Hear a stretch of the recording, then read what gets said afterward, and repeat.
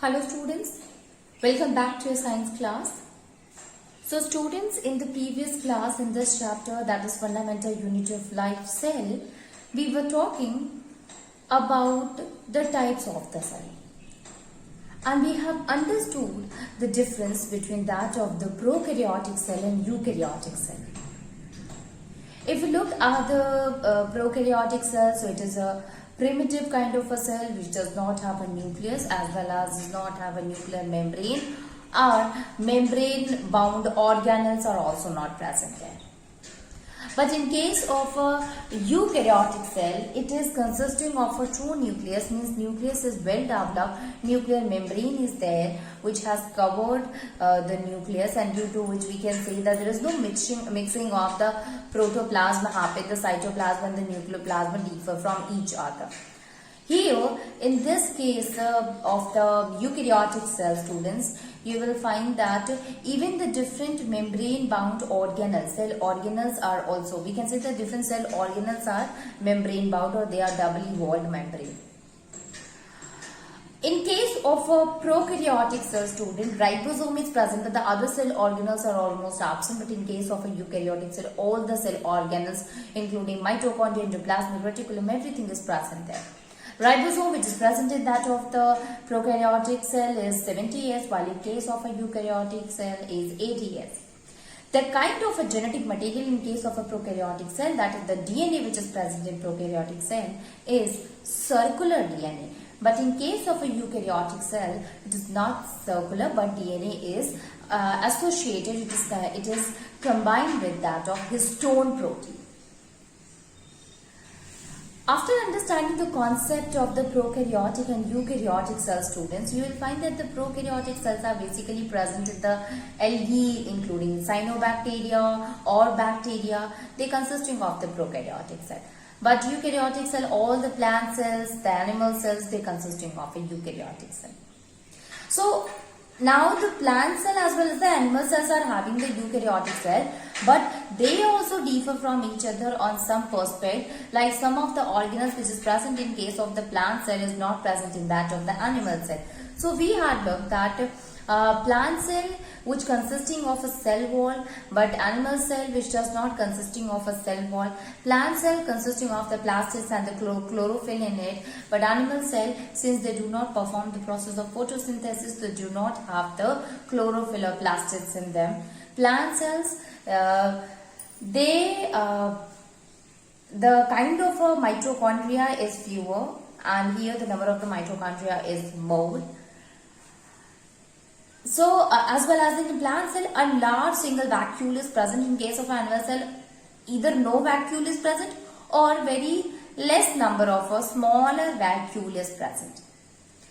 Even if the size also you will see, you will find that the plant cell are larger in size as compared to that of the animal cell. So, these are some of the few things are there which makes the plant cell differ from the animal cell. So you should know that what is the difference between that of the plant cell and the animal cell. Here I have told you one more thing, student, and that is the cell and the cell organ and the organelles. So organ is what? Our different parts, different organs. These are what? These different parts which perform different function are called as organ. But here, the organs which is present inside to that of the cell is called as organelles, and they also perform some basic function. So we can say here that organs or organelles, they are associated in order to work, or in order that our body should work properly and help in the function of the body. Organ is associated with body, and organelles is the organs which is present in the cell. Now, let us start the structure of cell.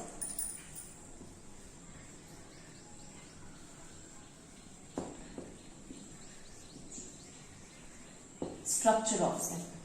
So, if we discuss about the structure, basically there are three major functional reasons are there in the cell.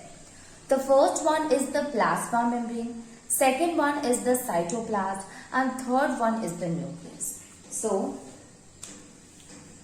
the three functional reasons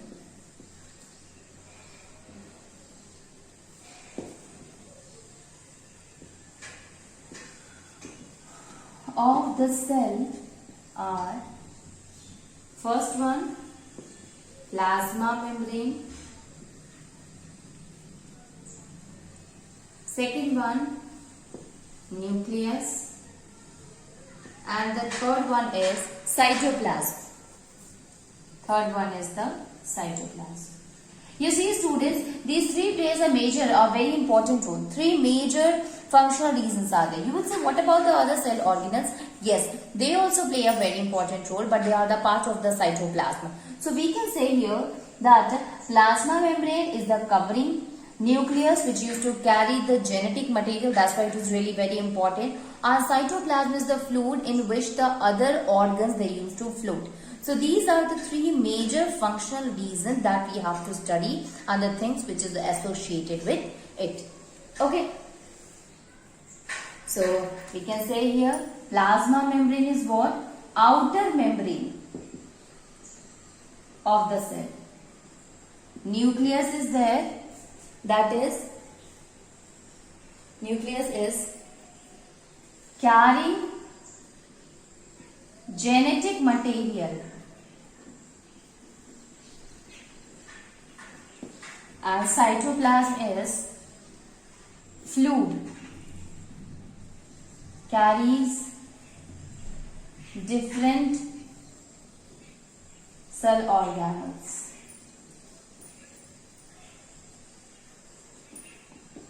Which carries different cell organelles. Now let us start with the plasma membrane, students. So first one is, so you see all the things, whether it is a cytoplasm, whether it is a nucleus, whether it is a kind of a cell organelle, everything is present inside the cell. So everything is present inside a boundary, and that boundary, that membrane is called as the plasma membrane. Okay, so one unit membrane is there inside which everything is present, whether it is cytoplasm or other any cell organelle is there. If you talk about the structure, students, so you will come to know about the structure in case of a plasma membrane, that it is semi-permeable membrane. Semi-permeable membrane. What is a semi-permeable membrane? Okay, so membrane are basically classified into three types. The first one is the permeable, semi-permeable,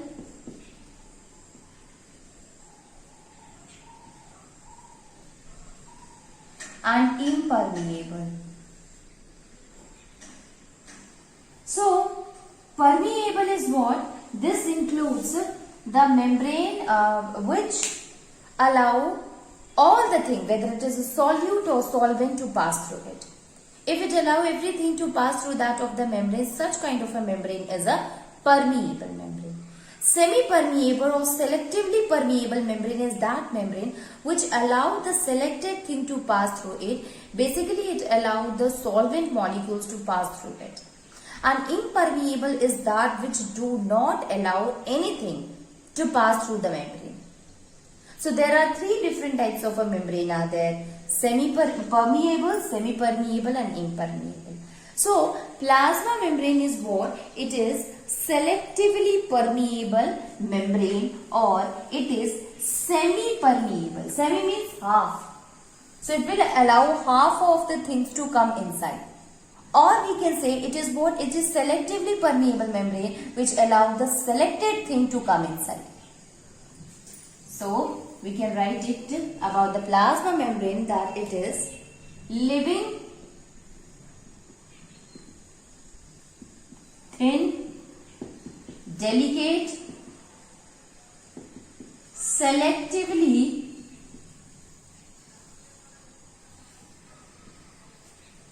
permeable membrane which is about 7 mm thick, 70 angstrom, which is about 7 mm thick. about 7 mm thick. Now, under a light microscope, we are not able to see the plasma membrane properly, the structure of the plasma membrane. So it appears as a single line under a light microscope. So when you look at the cell, when you have taken the cell and when you will look at the plasma membrane, it appears as a single line. But with the help of the electron microscope, we can see the ultrastructure of a plasma membrane. Okay. So the detail of the plasma membrane can be seen with the help of electron microscope. A lot of things are present. So chemical analysis has been made, and with the help of electron microscope, we have seen the structure of a plasma membrane, which consisting of a phospholipid, consisting of a cholesterol, it consisting of a glycolipids, we can say, as well as the proteins are also present in it. Okay. And a lot of a different kind of models has been given in order to understand, in order to explain the structure of a plasma membrane. But the most acceptable model was given by Singer and Nicolson. They had given a model which is called as a fluid mosaic model, in which they had explained the ultrastructure of a plasma membrane. So we can write here that in 1972, Singer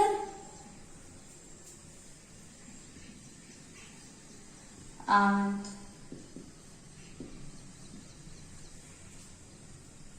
Nicolson suggested a model called as fluid mosaic model, to explain the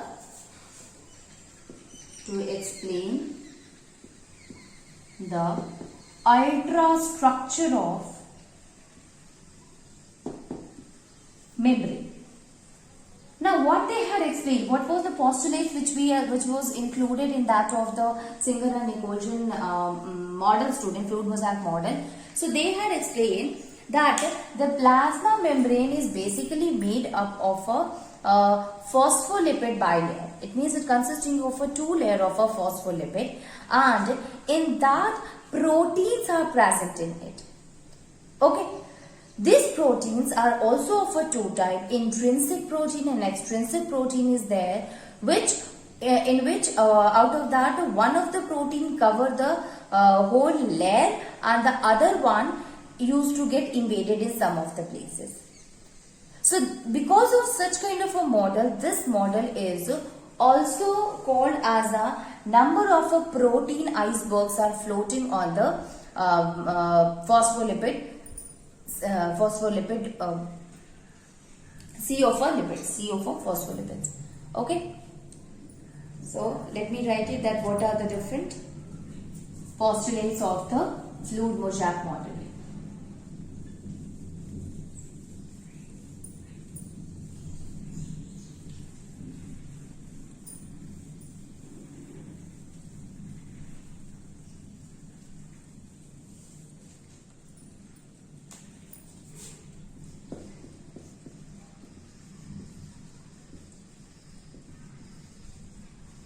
Fluid mosaic model.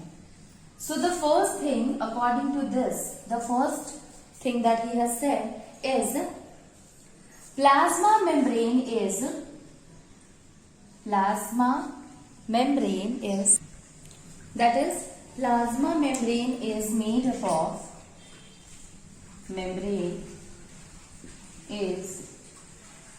made up of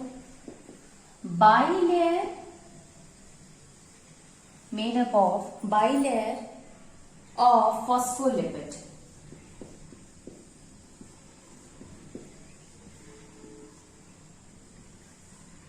Bilayer of phospholipids. Okay, so plasma membrane basically it is made up of a bilayer of a phospholipid, as well as two type of proteins are also present in it. That is intrinsic and extrinsic protein. Two types of proteins are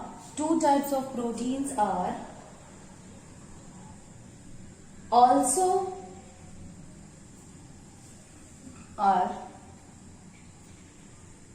protein floating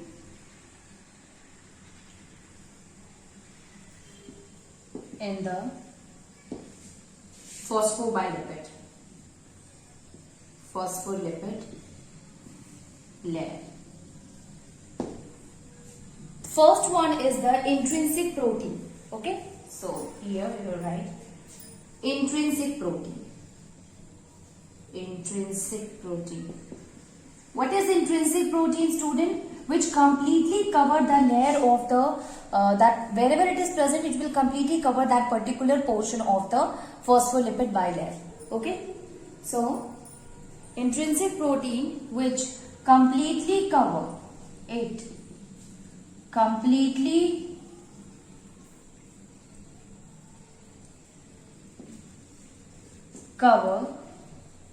the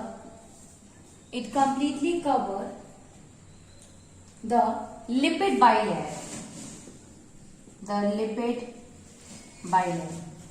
Completely cover the lipid bilayer. While that of the extrinsic protein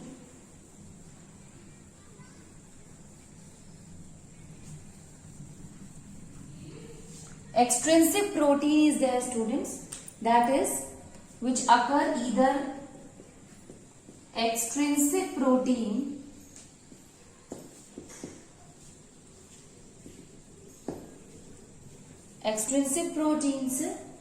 which occur either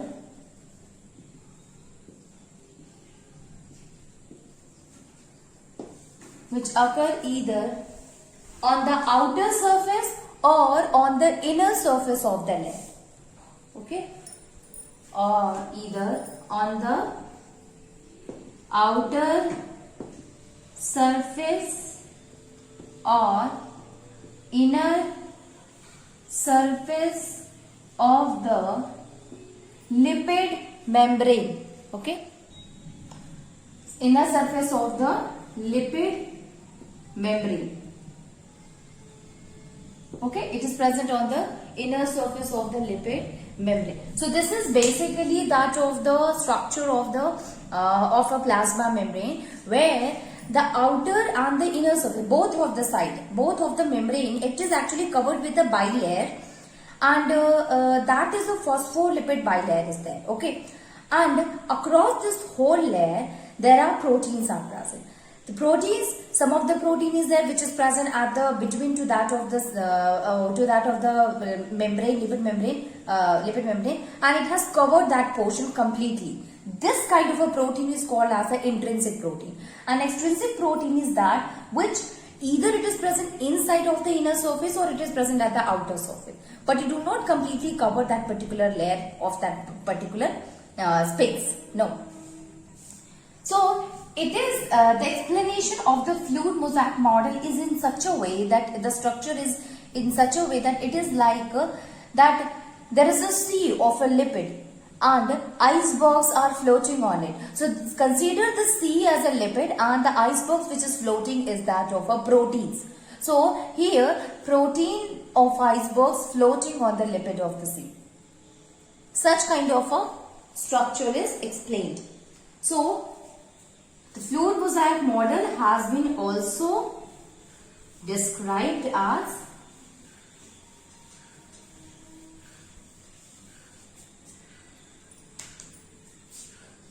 fluid mosaic model has been described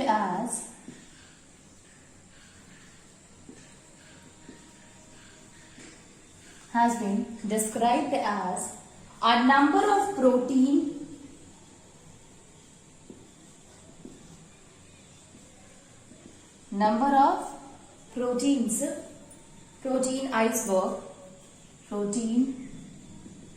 icebergs floating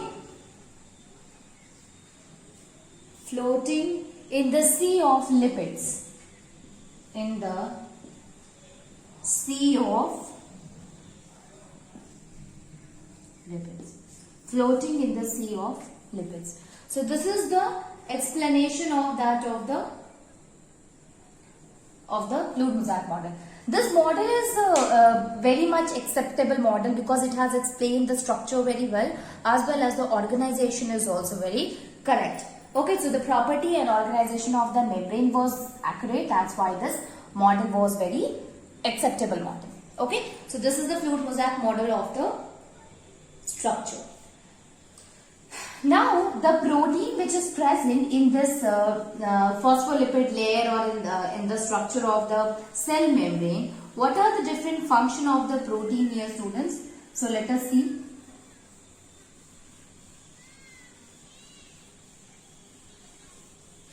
So, the protein not only there to give the strength to that of the membrane, protein are present not only to provide strength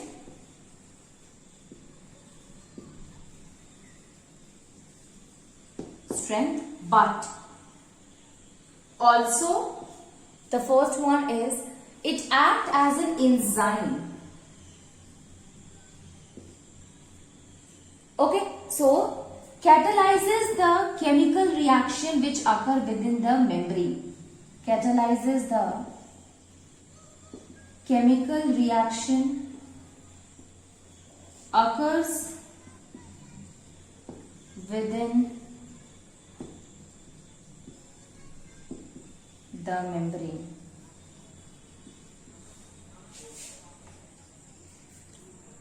Within the membrane. Next one is transport protein or permease. Transport protein or permease. So this will help, the name itself explains it help in the transportation. So yes, it help in the transportation of the water soluble ions. So help in the movement of water soluble ions. It helps in the movement of water soluble ions. Next one, they also act as a pump. So that will help in the active transport. We will discuss about the active and passive transport in the same one. But till that, we should know that it acts as a pump also. Pumps. That is in active transport. Let me tell you a brief knowledge about the active transport, although we have to study it in detail. Active transport is a kind of a transport of the material from the one side to the another, in which there is a requirement of energy is there. And such kind of a transportation in which there is a need of energy or energy have to be provided or a utilization of a ATP occur, such kind of a transport is called as the active transport. So it acts as a pump in order to move the thing from here to there. Okay, this we will going to study in the same chapter later in the different topic.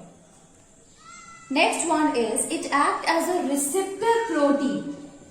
Receptor proteins. For what, student? For the process of endocytosis. Endocytosis is a process in which anything which enter into that of the cell membrane through the plasma membrane. So basically that will help as a receptor. So anything which is coming inside that of the cell membrane and already it is a phosphobilipid there, student, and if anything wants to come inside to that of the cell membrane, protein is present there. So they used to bind with that of the protein. So it acts as receptor, it acts as receiving the thing and finally binding the thing and make it to come inside. So ultimately it will help in the process of the endocytosis. Again I am telling you the process of the endocytosis also we will going to study in the same chapter. Okay. So till that we should know that the receptor protein, function of the receptor protein, it help in receiving the things, it combines with it and finally make it to enter into the plasma membrane. Okay, so we can say here that this is what these are the functions. So it not only provides the strength, but it also acts as an enzyme which help in enhancing the chemical reaction, so that the chemical reaction which is occurring in the membrane can take place very fast. And it acts as a transport protein or permease, so it helps in the movement of the material, especially the water soluble ions. It acts as a pump in order to make the things to move from the one side to other side, and also it acts as a receptor protein in which it combines with something in order to complete the process of endocytosis. So the property, now one more thing is there student, the presence of the, we have understood here one thing, that the plasma membrane, it consisting of a lipid as well as protein. The presence of the protein and that of the lipid, it will not only help in providing the strength but also help in providing flexibility to the plasma membrane. And obviously flexibility is kind of important as it will going to show the process of endo or exocytosis. What does that mean? It means it help in making the things to come inside or releasing or throwing out the substance outside from that of the membrane. Okay, so flexibility is important, and this flexibility will be provided by lipid and protein present in that of the plasma membrane. So this is the structure of the plasma membrane, where phosphobilipid layer is present there. Phosphobilipid layer is there student, and two type of protein is also present. Role of a protein is, a lot of different roles are there. Ultimately the main function, it help in taking the thing inside or taking the thing outside. Okay, so now we will going to study the function of the plasma membrane, that what is the basic function. Although there are lots student, pinocytosis, endocytosis, exocytosis, all these are, we will include diffusion osmosis also included in that of the plasma membrane. But let us see what is the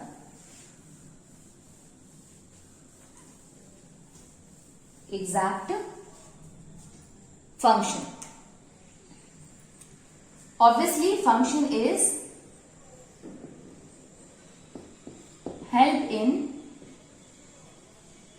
helps in the movement of,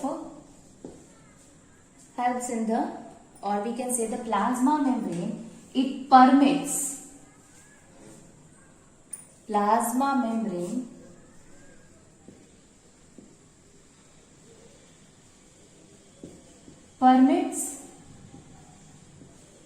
permits the entry and exit,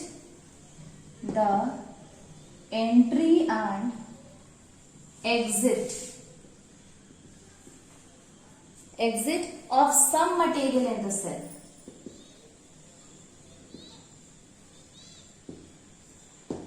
Some material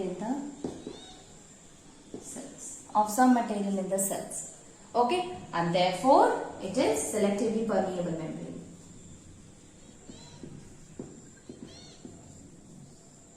Therefore it is selectively